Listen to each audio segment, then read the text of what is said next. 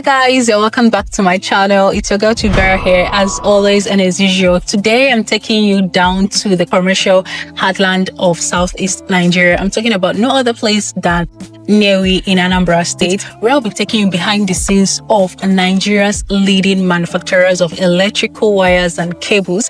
I'm speaking of no other company than Cutix PLC. Drumroll, guys.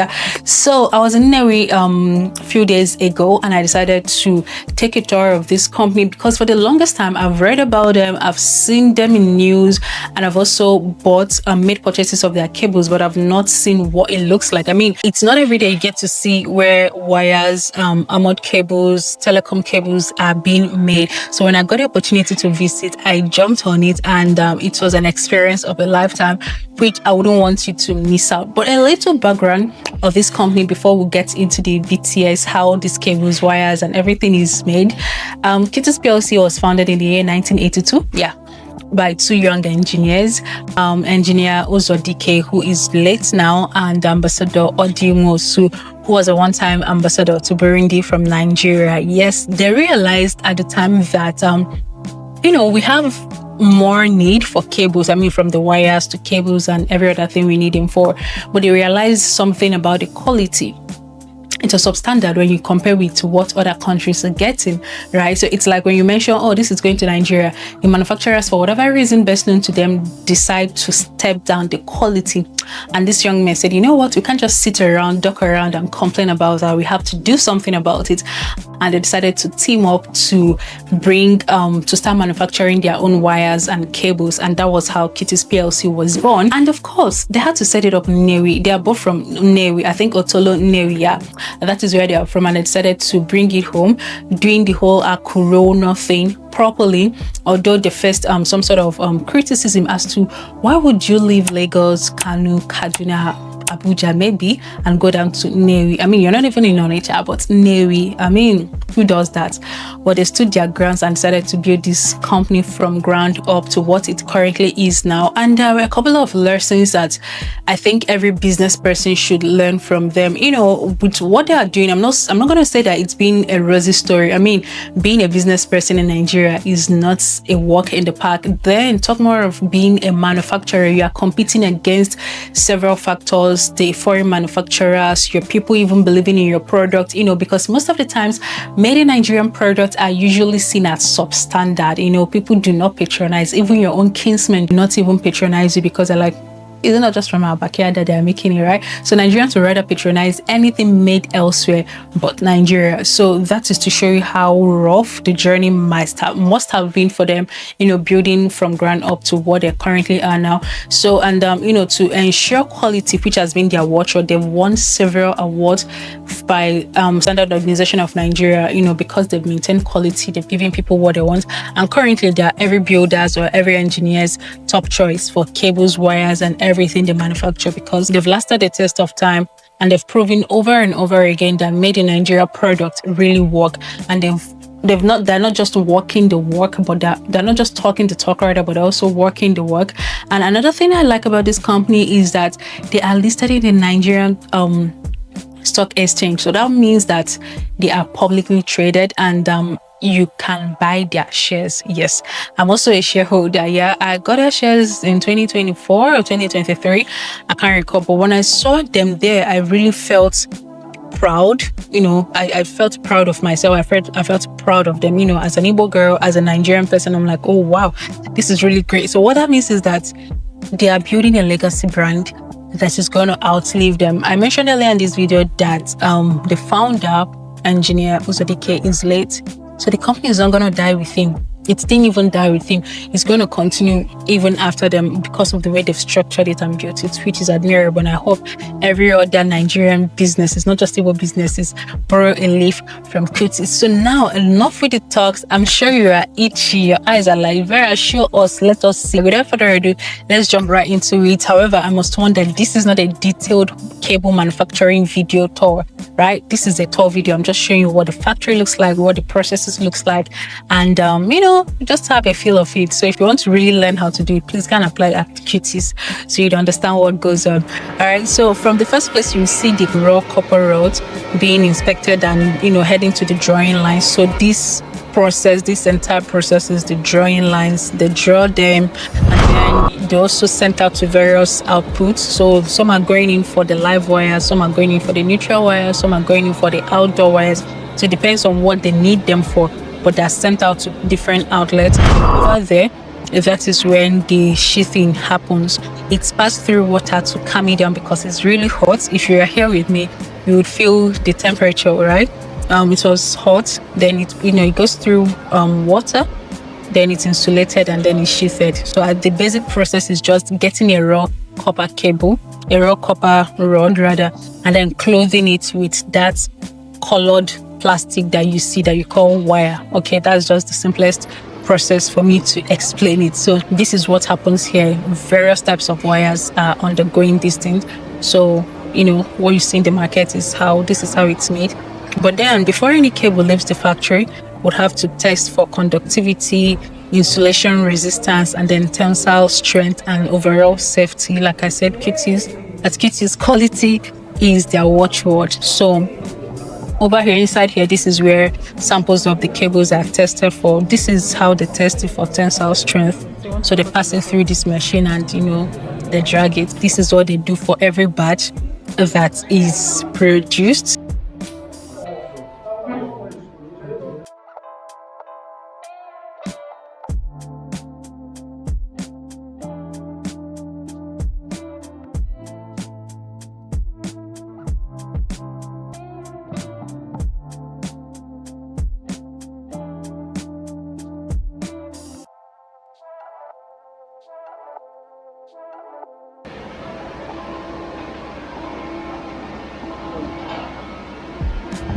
The next part is the packaging part. So in this floor, this is where all the cables are being packaged, labeled, and shipped across Nigeria and West Africa. Yes, Cutix does not just supply Nigerians, they supply other African countries. And I think they go outside of Nigeria too.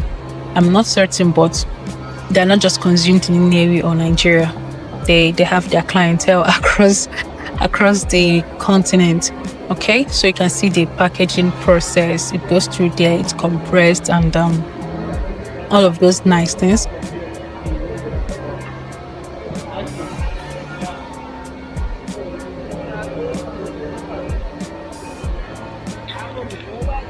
So over here, this is the storage room, and you can see most of the things they produce are easily dispatched. So there are not a lot of product left in the storeroom. That is how good their products are. So now this is another factory still within the same estate for Cutix. This is where the armored cables and the telecom cables are manufactured. These ones are very much heavy duty or heavier than the first cables we saw. So a lot of things go here. Raw materials are being brought in here. It's just a whole lot of complex situation, but this is what it is. And I also like that they pay attention to safety. Machineries are also at work. Meanwhile, they also try their best to use humans in almost some of the processes. I mean, this creates employment for the residents and people who are interested in this line of business.